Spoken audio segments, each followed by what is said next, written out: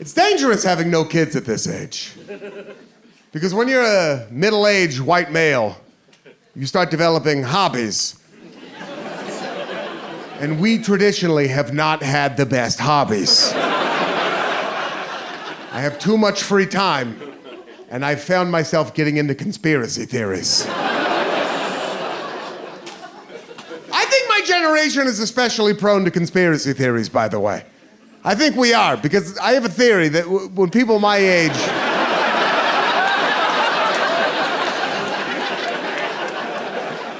when people my age were kids, people told us that there were boners in Disney movies.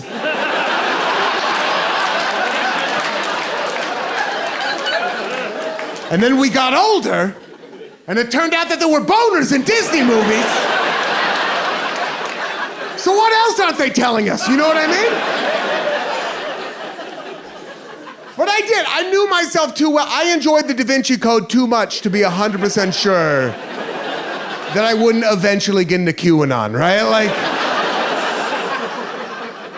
So I've had to pick up hobbies. So I don't get into conspiracy theories. I swear this is true. I got into smoking meat.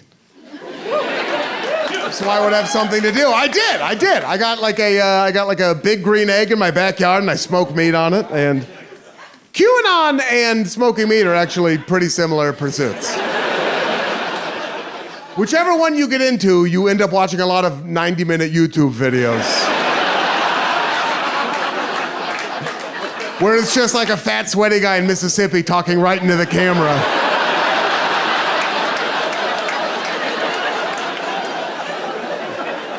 Here's what they're not telling you about natural gas, brother.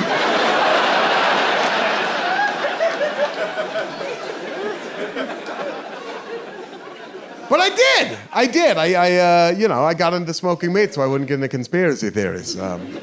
You might say, instead of QAnon,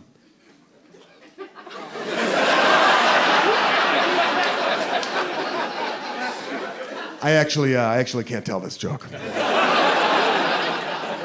I'm sorry, I can't do it. No, I'm sorry, I can't do it, I know. No, this is the special. You all came here tonight. I appreciate you so much for supporting me, but in good conscience, I can't tell this joke because if we're being 100% honest with each other, last time I did, somebody died because it's... No, it's because it's too funny. It's too funny of a joke.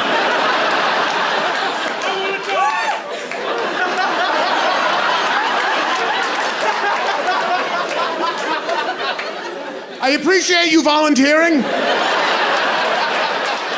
But even still, it's random. But I just can't do it, all right? I feel like, so we'll just move on. Is that all right, I'm gonna tell it, but all right. Okay. Just set the scene again, about 25 minutes of the most blistering stand-up comedy you've ever heard, and then... Okay, in the context for this, I got into smoking meats and I wouldn't get into conspiracy theories. You might say, instead of QAnon, I just can't do it. I'm sorry. Because for you, this is all fun and games, right? But I was on stage. I saw it happen. I saw someone was sitting right there and they laughed so hard that their skeleton flew out of their body.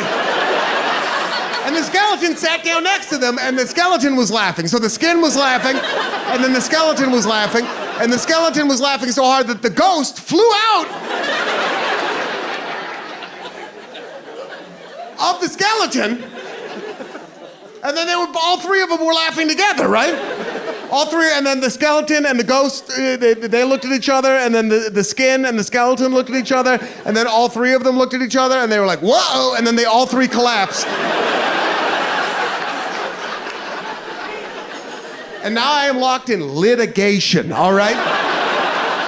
Heavy litigation. And I have not worked in show business in over a year.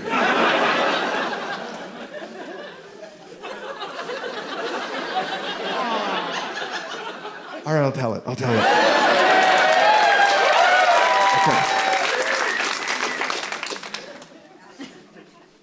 instead of look, I just set the context. I got into smoking meat so I wouldn't get into conspiracy theories. All right, here we go. Instead of QAnon, I got into barbecuanon.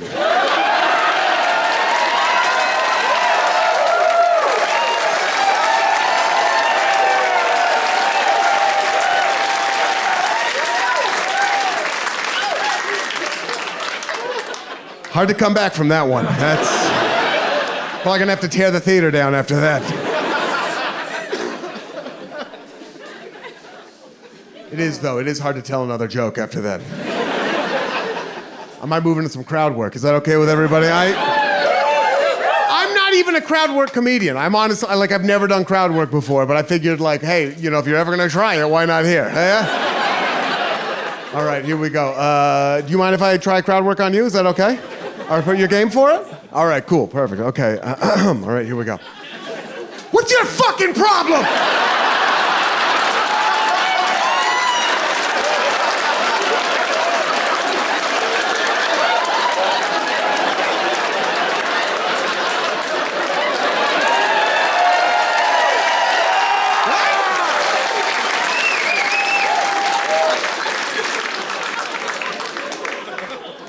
Gonna get those Instagram numbers up quick. Quick.